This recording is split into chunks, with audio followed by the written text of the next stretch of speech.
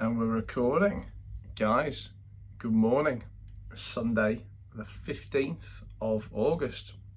Matt Haycox here for your weekly roundup, but it's not just 1 week this week. We've actually got 2 weeks to do in one, because any of you guys who are ardent followers of this will know that I was a naughty boy and I didn't record last week. That is because, I was about to say that is because and have a legitimate excuse. I've got no excuse whatsoever, other than I had Harley with me for a few days last week, and a bit of drinking and a bit of partying, and I kind of felt as well I didn't have too much to talk about, so I used it all as an excuse and didn't do it, but I apologise. But I've got to tell you the truth, because I don't want you guys to think I'm immune to lack of discipline as well. Sometimes I'm a naughty boy. I'm just having my Christ, I don't know what that is, having my breakfast juice. I have a juice every morning here. I eat so much bloody food. I try and at least just have liquid before about 1-2 in the afternoon. My chef just makes me a surprise every day. I never ask him what he's put in it, and sometimes it's probably best I don't know. Anyway, tell you what, actually talking, this is probably the first time I've filmed early-ish morning ever since I recorded these. I normally end up getting them done a bit later in the day. And whilst I'm certainly not here to dish out health and fitness advice, I am far too shit at exercising and far too bad at eating terrible but tasty food to give you guys any hints and tips. One thing I will tell you is I went to bed last night about 10 o'clock, 10:30, and I hadn't had any food since about 4 o'clock in the afternoon. I must have had the best sleep I've had all bloody summer. Once a year, always normally around October time, I go to what I call my fat camp, and I go and do about 10 days, normally in Portugal. And I'll do 5 days of a liquid diet, followed by 5 days of a kind of a 800 calorie a day diet. It's tough, don't get me wrong, it's tough. Don't have oodles of energy for exercising and stuff, but I go there. I can normally lose 10 pounds, 12 pounds, that's 5 or 6 kilos for you international people. Can normally lose that much, do some do some exercise, do a lot of massage and chilling out and stuff. But so the reason for telling you this is, what I always find is, whilst I don't do my best workouts ever there because I'm just exhausted from lack of food and lack of energy, what I do is I sleep so good, because what they always talk about is how eating late, or kind of eating before you go to bed, puts so much stress on your stomach, and it's almost like like when your head's whirling around and you can't sleep. When you've had all that food in your stomach, that's kind of whirling around and you can't sleep either. And I know some people say, oh, well, when I've got a full stomach, I fall immediately to sleep. You may fall immediately to sleep, but I promise you, you'll have a shit sleep. I tell you that from me, who for about 350 nights of the year eats and drinks wine just before I go to bed. But felt so good. So if you're about to tune out this video and you take nothing else from it, try and have a night today where you eat less, or rather eat more, but just eat it earlier. You'll feel so good. Anyway, let's get on with business. Let's go with making money, talking money, telling you what I've done good and bad and different this week. Well, these last 2 weeks. Having a look through my notes, we're going to be talking a little bit about crypto. Somebody messaged me actually and asked for some thoughts on crypto. We're going to be talking about not overcomplicating things in business. We are going to talk about someone who contacted me for their business and did a pretty shit job of it, to be honest, I think. I'll tell you why. We're going to talk about these videos and what business I may get from them, and why you guys should look at doing this kind of stuff too. We're going to talk about a couple of people I've hired this week. We're going to talk about one of my favourite subjects, one of my favourite subjects to talk about, certainly one of my favourite subjects to be involved in, but we're going to talk about bank accounts that have been locked. We're going to talk about training Harley on the e-foil and why with the right mentor and the right motivation you can do anything. We're going to talk about turning leads into sales on Instagram. We're going to talk, we're going to talk about so much stuff. Honestly, you'll either be happy or sad that I've not recorded for a week, because I've got so much to talk about today. So let's just get on with it. Starting from the top, crypto. I know this is going to be something a lot of you guys want to talk about a lot, and it's going to be something that some of you don't want to hear another word about. I'm going to keep my crypto advice pretty simple. Anyone who follows me regularly will know that I have an interest in two particular coins, Bitcoin and Ethereum. Now, I'm going to talk to you very globally about crypto here because I'm not into giving specific tips on anything, on any individual share, on any individual coin, and I only ever talk about the things that I know and understand. But what I will tell you is I've made mistakes on coins and shares too lately. And the reason I've made those mistakes is because I've deviated from my plan and done things I shouldn't have done. The problem with any of these cryptos, any of these shares, is too many of you guys are buying stuff you've got absolutely no idea what you're talking about.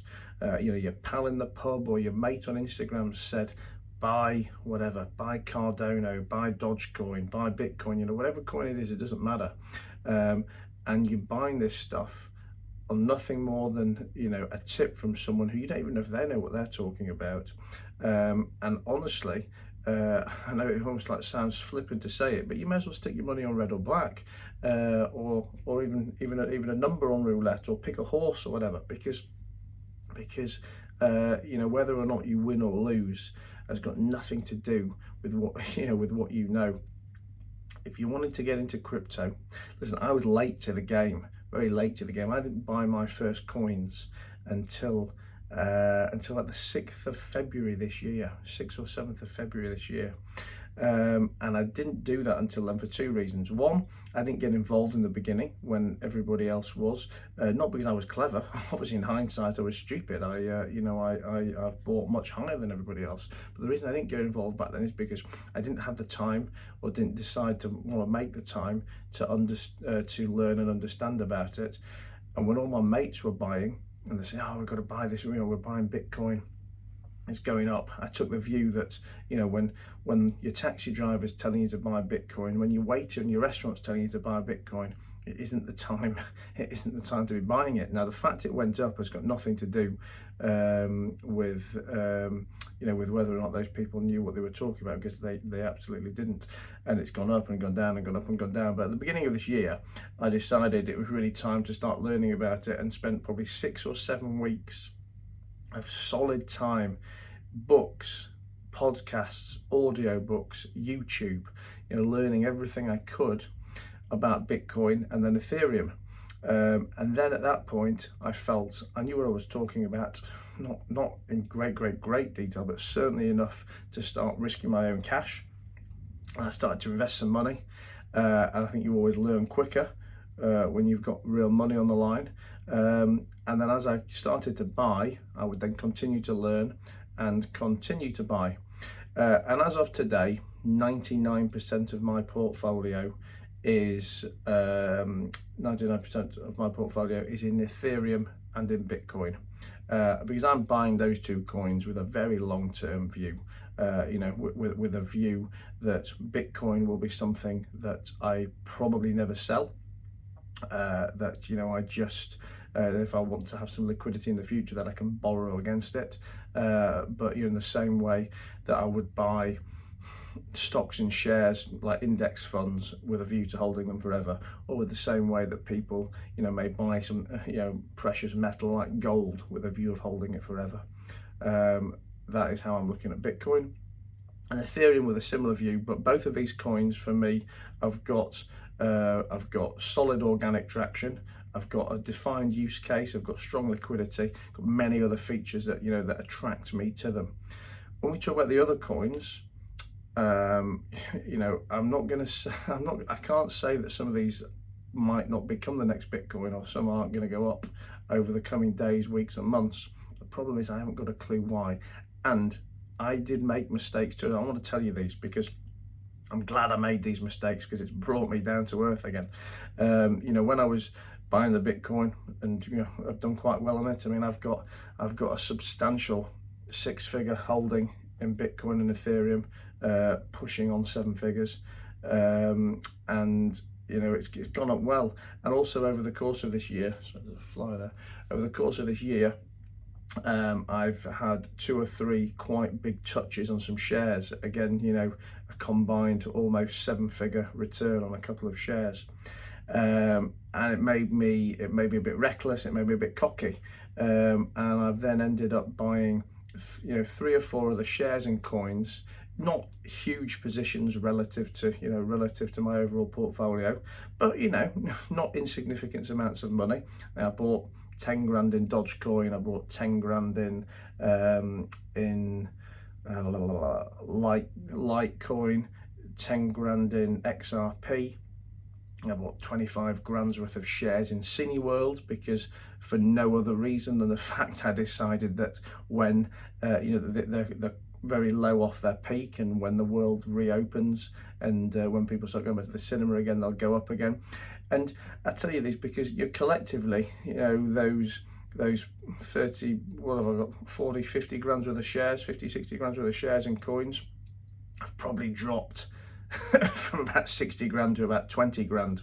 Now, look, in the grand scheme of my portfolio, it's neither here nor there, but it's still enough to wake me up and realise that I was an idiot on those things, and I should never have bought them because I didn't understand anything about them. I bought this coin because my mate was doing it, and I bought this share because I had a loose feeling around it. And I'm glad I've lost that money, honestly. Take those words in. I am glad I've lost that money, because it was enough to wake me up, but not enough to really hurt me.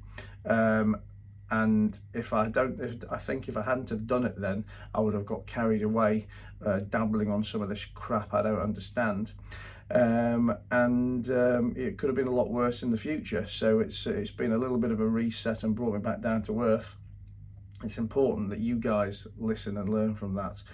Don't ring me and DM me, whatever. Don't message me and ask me for a tip on something, because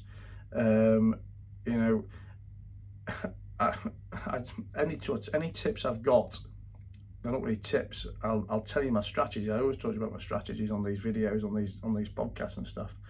But if you're asking me without you knowing anything about it, you should not be doing it. Absolutely shouldn't be doing it. So that is my crypto commentary for the day. Talking about things that you should and shouldn't be doing. I'm always conscious of keeping all these stories real, but trying to redact the parties in them as much as possible. But I had a conversation over the last week or so with my partner of mine on a business that I got involved with recently, where this business has been fraught with problems, and unfortunately, prior to my involvement, my partner on it, when he was on his own, has, I think for want of a better word, been fucked by everybody. I mean, anybody who's come near that business has taken advantage of him. And we were talking about this and trading emails on this recently, and he obviously feels very badly done to, because he feels he's outsourced these areas of responsibility, let's say, to people who have not performed on their tasks and let him down greatly. But I take a very different view on that, and this is something I've been telling him over the last week, which I think he takes on board and agrees with. That ultimately, as a business owner, you are 100% responsible for everything that goes on in that business. Now, if you outsource something to a third party and they fuck it up, or they steal from you, or they let you down, or whatever it may be, whilst they may have done it, it's your fault. It's your responsibility to have understood enough to have been able to employ the right people for that task, or to have understood enough to pull back the reins on them when they were veering off track whilst doing that task. Now, too often, I speak to other business owners, or hear from people where they'll always say, well, I've outsourced that task, that's not for me, that and it's normally accounting's a massive one. Often business owners will abstain from any kind of financial commentary on the business whatsoever, and just say, I'll talk to my accountant or talk to my finance director. Very often it's with marketing. I don't get involved in marketing, I'll leave that to the marketing team, or whatever comment that may be. Or when you have a legal case on, you pass it over to your lawyer and you just leave them to crack on with it. Now, what I'm advocating here is not that you become a jack of all trades and a master of none, because we all need to have certain skills that we excel in. But I think to be a competent and successful business owner, you have to have enough knowledge in every single area of business that is relevant to you.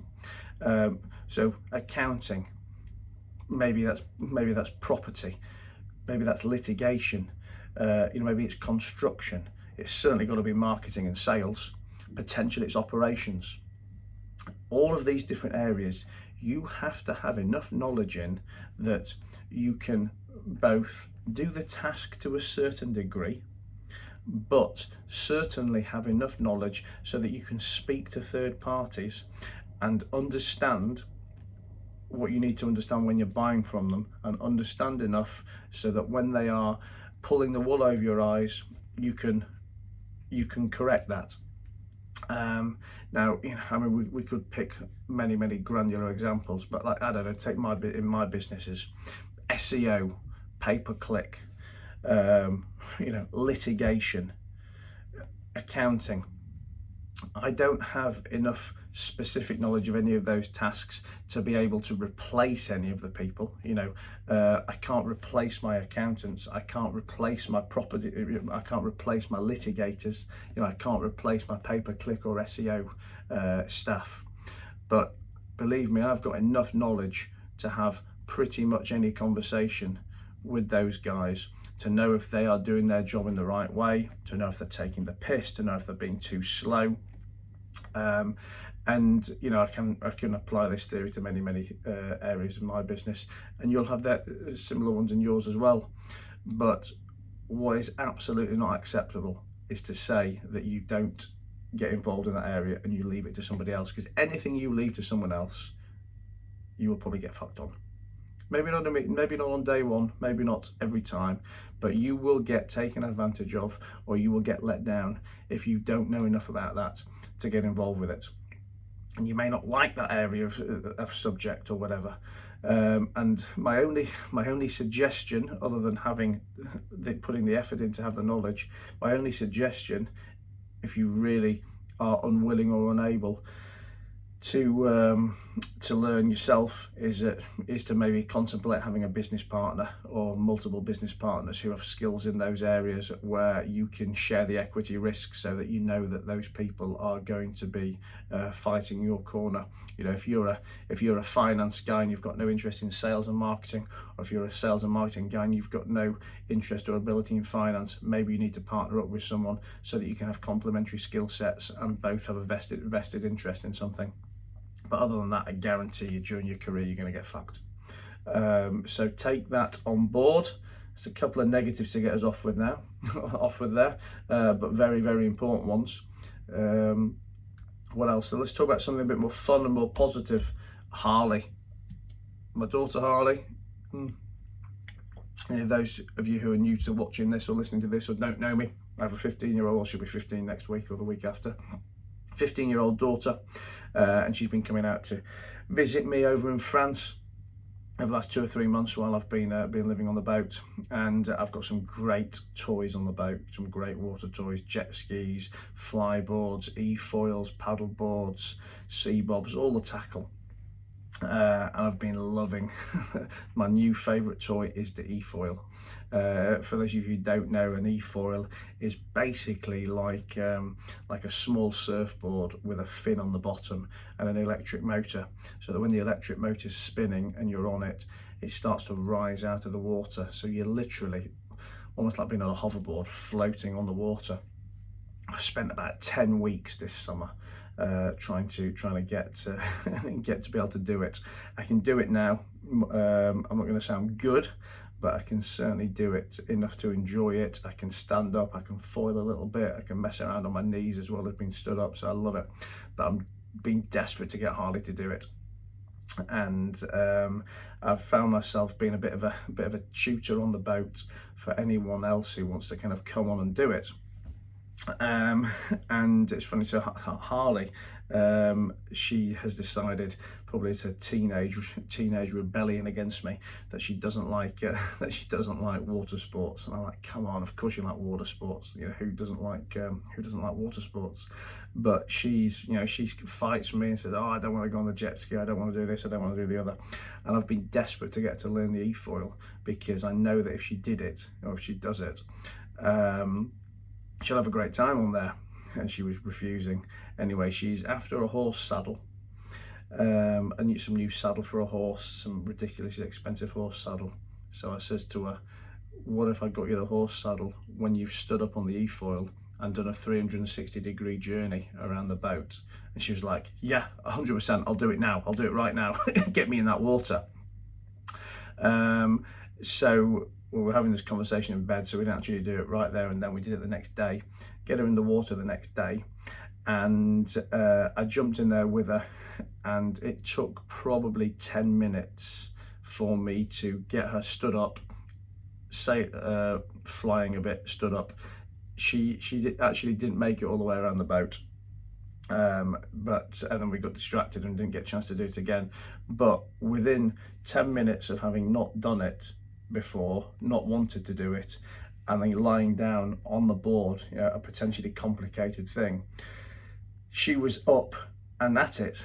And I'll tell you this story because I just think it's really important to know that on anything, with the right motivation and the right mentor, there pretty much isn't anything you can't do.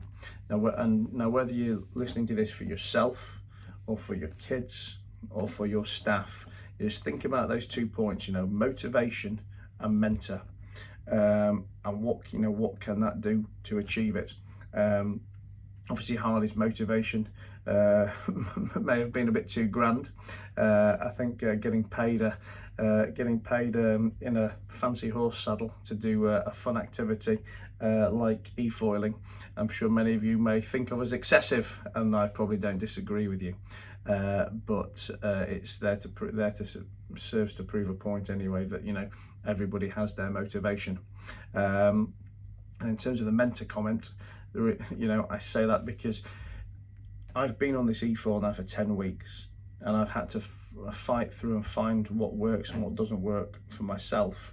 And now if I look at anyone on there, even if I can't do it as well as many other people, I know all the basics and all the fundamentals of what you need to do to be able to do it, where your body weight needs to be, what's the right speed, what's the right time to get up or to not get up.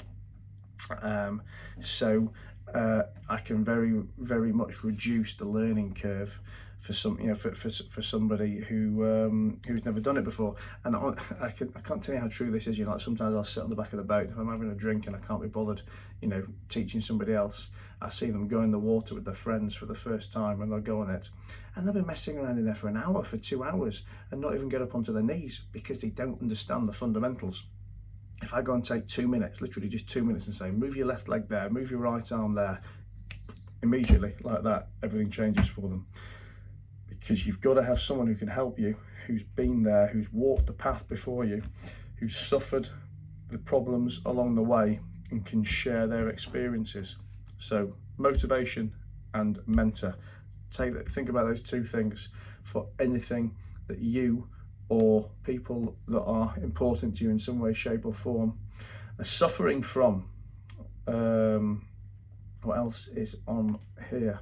There's so much on here. I'm just actually looking at the time. 25 minutes in already, and we've got so much to talk about.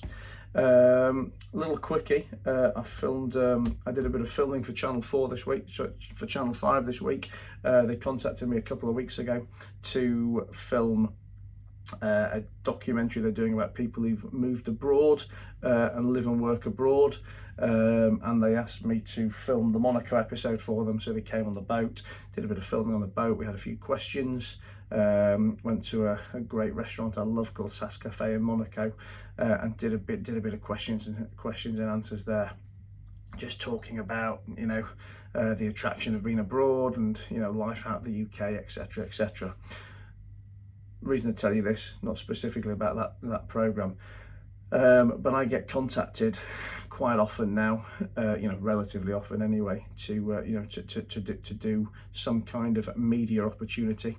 Again, for those of you that don't know me, or those of you that do know me, you'll have known I've done, Rich House, Poor House, did a little bit of something on Real Housewives of Cheshire, filmed on other people's podcasts, on other people's YouTubes, and listen, none of these things are obviously Hollywood A-list type activities, but the reason I tell you is people often say, well, why are you doing that? Why do you do these things? And I have only two answers for all this always. One is I'll say yes to pretty much anything because I want to have experiences and stories to be able to talk about, and normally doing this kind of stuff is good fun. It gives me some good stories to talk about over dinner and to tell people in the future. But the other thing is, just the exposure that these opportunities can create for me, because they always introduce me to a new audience. Whether going on someone's podcast introduces me to their audience, or whether being on Channel 5 for Rich House, Poor House introduces me to a different national audience, or whatever it may be. If people don't know about me, they can't interact with me. When people know about me, they can do business with me. They can give me more opportunities. So that is why I always say yes to pretty much everything. And that's why if you guys ever get the chance to do stuff as well, don't overthink it. Just get on with it. You might think that you're shy, or you don't want to be in this, you don't want to be the other, don't want to be on the other. Get over it, and get over it as quickly as you can, because the more people know about you, the more opportunities that are going to come your way. It really, really is that simple. What else can we talk about? Friction. Let's talk about frictionless business. How do you allow your customers to pay you? I use a driver here in Cannes. He's not my driver, but he's a guy who's got a nice car, and he drives me around if I need something for me or for my friends. I use him for two reasons. Reason number one is he's a great guy, and he's always on time, and he's always there to pick me or my friends up when I need them. But there's many drivers who are going to tick that box. The real clinching point why I always use this guy is because he allows me to pay him using PayPal. Now, you may think that is an unusual thing for me to say, or wasn't what you were expecting me to say. But the reason I love PayPal is because I never really have many euros cash on me. I can go to the cash machine, but it's a pain in the arse, or I'm limited to getting a couple £100 a day out, or whatever it may be. And sometimes some of these driving journeys are €200 here, €300 there. We had to pick someone up from Italy, which cost €600. So I just simply don't have the cash and can't be bothered to go to the bank to get it. So it makes my life very easy if I can use PayPal. And I've probably got 4 or 5 other drivers I could ring here, but none of them will take PayPal. And I always tell, and I've got a couple of nail girls and beauticians and stuff I use here. And again, one of them takes PayPal, the others don't. But I had this conversation with them. Look, this isn't me specifically advocating for PayPal. But what I'm saying is you've got to have options. You've got to have options for your customers, and make doing business as frictionless as possible. because none of these things are complicated for you nowadays, right? For you to open a PayPal account will probably take you 3 or 4 minutes. For you to open a Stripe account and be able to take credit cards with 3 or 4 minutes. And I'm trying to think of other methods of payments, maybe taking crypto or whatever, but you can probably do that, using a Stripe or using a PayPal or something now. And you may, it may not suit you initially to think, oh, well, I want the cash, or I just want them to make a bank transfer to me. But you are locking yourself out of doing business if you don't provide some of these options to other people. When taking this driver, honestly, I must spend at least £1,500 a month with him. £1,500, €1,500, whatever. And I promise you that the main reason is because of the PayPal. If it wasn't for that, there'd be 2 or 3 other drivers who'd probably get a bit of regular business from me as well. But he has it all because he removes the friction and he gives me what I want. So take that story and put it in your own context. What are you doing to, what could you do to make it easier for you people to do business with you? And payment options is obviously a big thing. On Larizia and Accent, our fashion businesses, we have implemented Klarna on those. If you guys know Klarna is another payment option that allows people to either pay buy now and pay later, or to pay in 3 equal installments. Because we sell high value items that many people can't afford to pay for in one go. And offering them those credit terms is the difference between having a sale and not having a sale. And when it comes to online trade, online e-com, there are so many different payment options because different cultures also like to shop in different ways. Some people still like cash, other people might want to use a money order or whatever, and whilst it may sound inconvenient to you at first, there aren't many of these things where there isn't already some kind of provider and some kind of infrastructure in place that will allow you to do what to allow you to do what you need to do there. So check that out. And also, talking about frictionless business, a recruitment guy got in touch with me recently, a guy who'd done some very specific recruitment on a finance position for me, and we were arguing over, well, I'll tell you the exact numbers. We'd done a job with him in the past on a 17% fee, very specific piece of recruitment for a 17% fee. And at the time I'd wanted 15%, and they wouldn't agree to it. And I took the view, I can't be bothered arguing, because it was more important at the time for me to get the role. And they did get the role for me, so I can't complain. But they now want to do some more recruiting, and we actually do need some roles filling. But I'm less desperate now than I was the time before, so I'm prepared to stand on and wait till I accept 15%. Now, believe me, they will accept 15%. If you're going to do it for 17, you're going to do it for 15. You're not going to walk away from the business, not when you know I can perform, and that I do perform and that I pay on time. Why would you walk away from that business? And I said to the guy, get 15% signed off, and we'll start immediately. He spent the next 2 weeks waffling me that he's trying to get his boss to agree to it, then coming back and saying, look, my boss has agreed, however, we'd like to do this. And he came back with this really complicated structure saying, if you give us 3 positions and you pay some of the money up front and you do this, that and the other, we'll drop from 17% to 15%. And to us, it was almost such a complicated structure, I couldn't even bother reading it. I've gone back to the guy and said, listen, mate, what are you messing around at? You've wasted 10 days, 2 weeks here where we could have been doing business. Just accept the 15%. Any position you hire, you'll get the 15% on. But I'm not doing any of this weird and wonderful shit that you want to do. Anyway, he came back immediately and said, yes, fine, agreed. Let's crack on and we'll accept the 15%. Why put that friction in place? Why do that fucking dance, right? Just, I'm not saying here don't negotiate and fight your corner when something's valid, but when it's not valid, remove the friction, get on and do the business, and make the money as quick as you can. So that is that. Talking about people, somebody got in touch with me recently, wanted to do some wanted me to use him as a travel agent. I have a fantastic travel agent in place. Not to say that he may not be a fantastic travel agent, but I do all my travel through two different people. Commercial travel through a fantastic lady, and private jets through a fantastic guy. And are they always the best, cheapest price in town? Probably not. Or sometimes certainly not. But there's never much in it, a few percent here and there. But what's more important to me than the money is the service and the loyalty, and the fact that these people never let me down. That when there is trouble, because there's always trouble when you travel, flights get cancelled, weather causes issues, hotels let you down, whatever it may be. When there is trouble, these people are contactable at any hour of the day or night or the weekend and fix my problems for me. So I'm not going to leave them. It's that simple. However, right, that doesn't mean never ever contact me to try and get business from me, because things always change. And this guy got in touch and he basically said, "Look, I follow you on Instagram. I know you do a lot of travel. I'm a great travel guy. You should give me a try."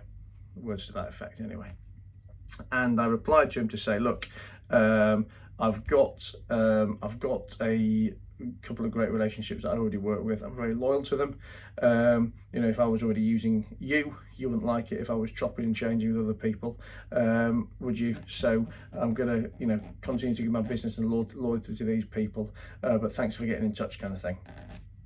And he replies to me saying, "Yeah, no problem. I understand. If anyone else could do with a travel agent, please put me in touch with them." Now, listen, I tell you that story because I want you to contextualize that whole thing. I mean, what a shit fucking response. I've told the guy that I'm very loyal to the people I use because they're very good. And all he can say is, "No problem, but if you know anyone else, put me in touch with them." Well, why the fuck am I going to put him in touch with anyone else? If my mates ask me for a recommendation, I'm going to give them the recommendation of the person that I'm already using, not somebody who I've never used before. That's point number one. But the most important thing is, he's just being lazy, because nothing normally lasts forever. And one of two things is going to happen with my travel, like it happens in all of the kind of buying areas of my business. I'm either going to grow to a point where I may have outgrown a smaller operator, or I'm going to grow to the point where I need one or two operators on board, or someone's going to let me down and it's going to give the chance for somebody else to get in. And somebody needs to be there waiting in the wings for when that happens, or if that happens. And it may never happen, or it may take months, if not years, to happen. But you know what? That's what business is about. It's about that's what sales is about. You've got to build your pipeline. You've got to put the effort in. And the payoff may be a long way down the line, but if you correctly prospect, then that payoff will be worthwhile. And listen, anyone who knows me knows that if you want to supply me travel, you will get big dough out of me. I spend multiple 5 figures a month on sometimes into 6 on travel for me, my staff and businesses, and my friends around me. So it's really worth putting the effort in. But if you're not going to do that, you're never going to get the chance. To expect to contact me on the right day in the future and just say, "Oh, give me some business." It's never ever going to happen. I look at some of the things where I've put long-term effort in, and one of the biggest ones is with my investors. When I try and bring on new investors, at least 60-70% of the time, I'm talking to people who have already got other places that they're happy to commit their capital to. So when I contact them, doing business with me is not top of their agenda. And I can spend, I tell you what, one relationship, I spent nearly 2 years of calling, of emailing, and of taking this guy to lunch before we actually did any business.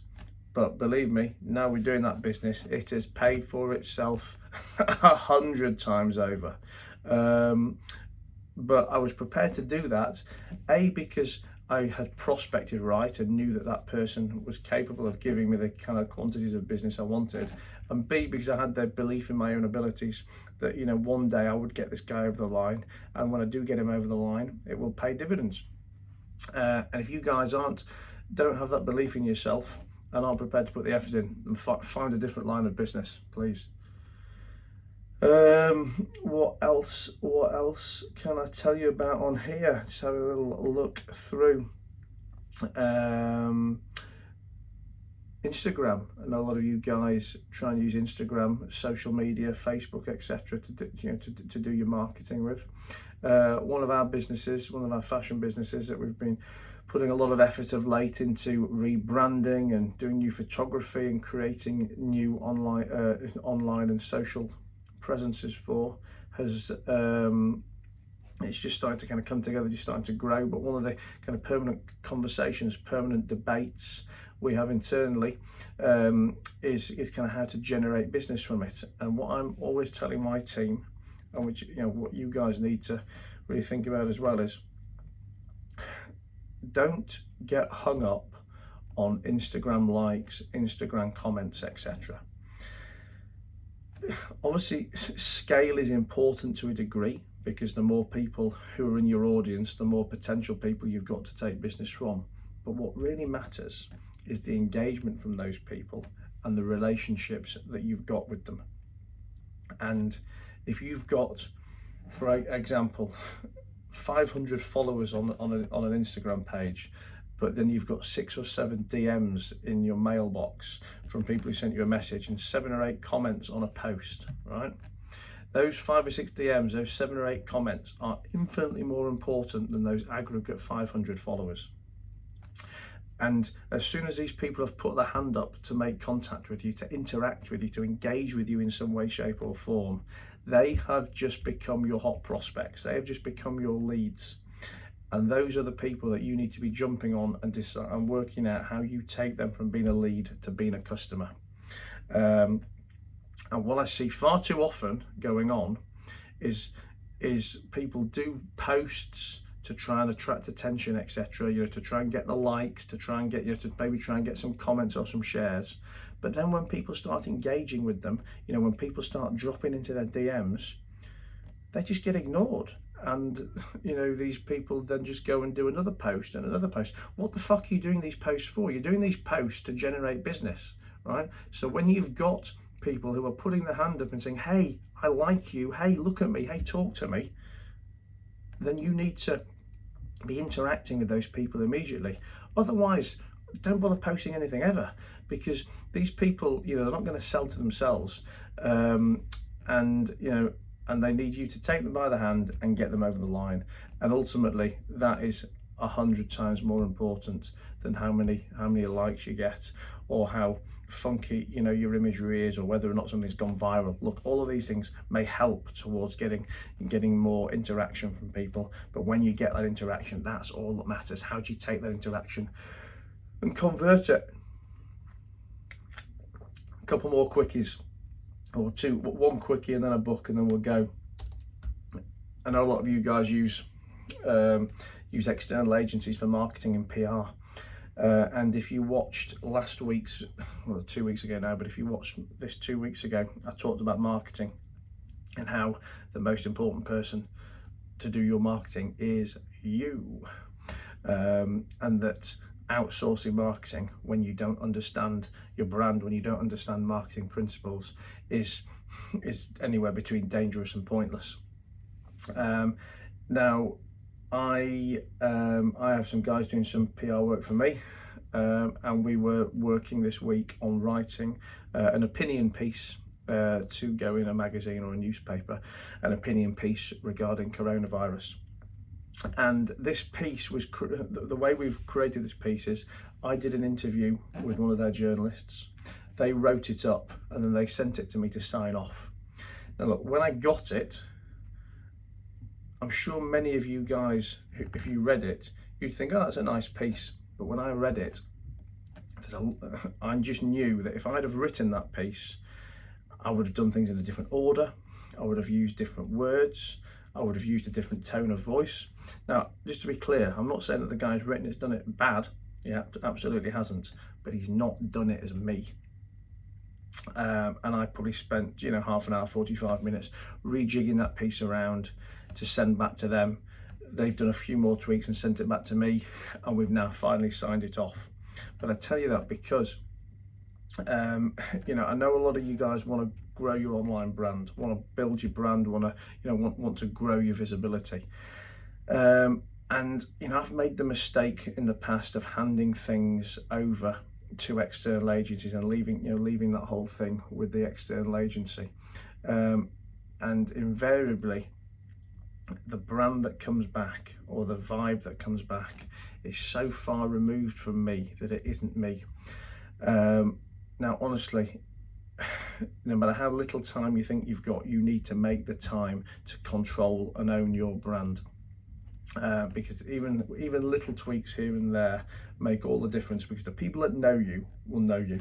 If you don't really know me and you read an opinion piece or you read a quote from me or something, you may like that, and it may engage you with me a little bit, but for the people who really know me, when they read this stuff, they will know it's not me. And you know, I used to have a lady who did some posting for me on Instagram back in the day, posting various quotes and things. And the people that knew me, the people that did business with me, would read these quotes and they'd send a picture of them on WhatsApp them to me and go like, ha ha ha ha, and they're laughing, not because that quote's bad in isolation, but they just know it's not the kind of way I'd say something. It's not my tone of voice. It's not my belief. And the key to growing your brand is authenticity and consistency.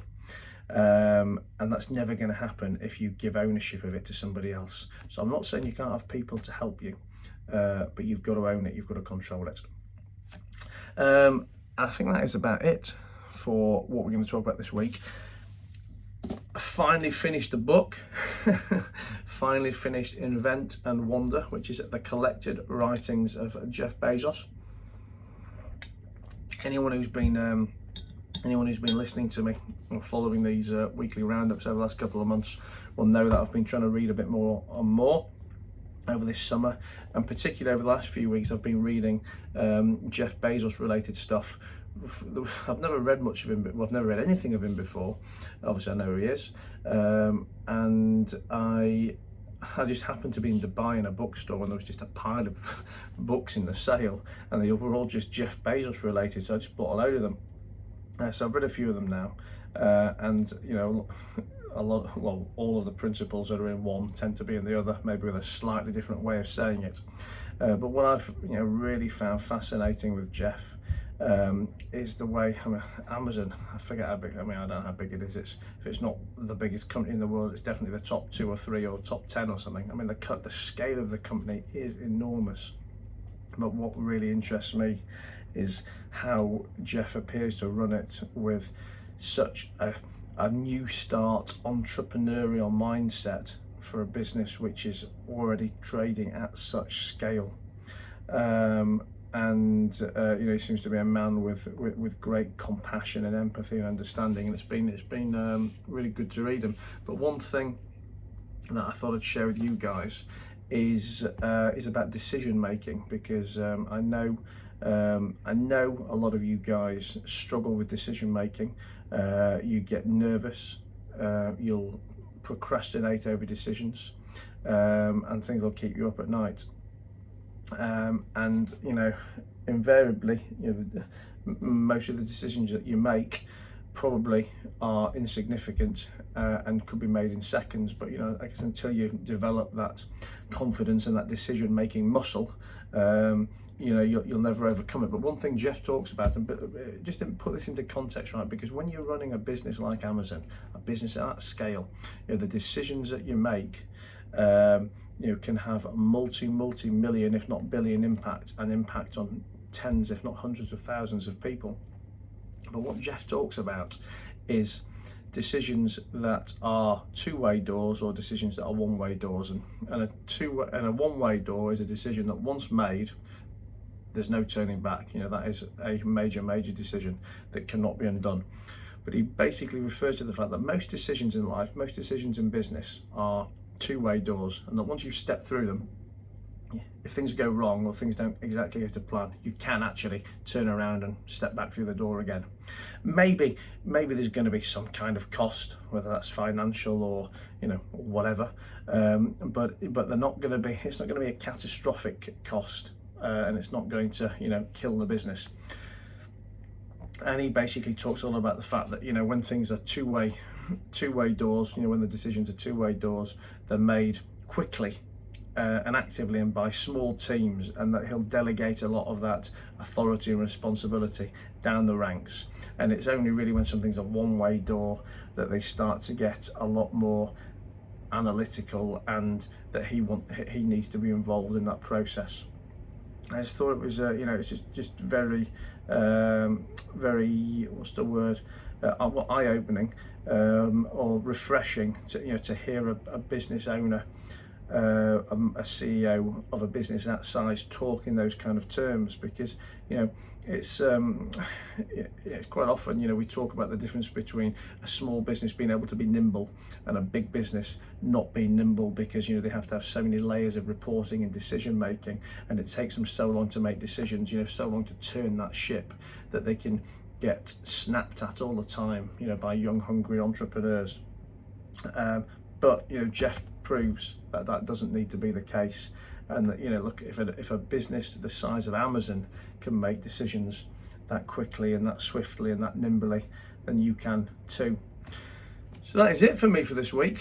Like I say, 2 weeks in one. 50 minutes we've been talking. So if you have listened to this whole 50 minutes, drop me a comment, drop me a DM, and tell me that you listened to me all day. Hope you like these. As always, if you do enjoy them, please leave me a like. If you're watching this on YouTube, subscribe to it, pretty please.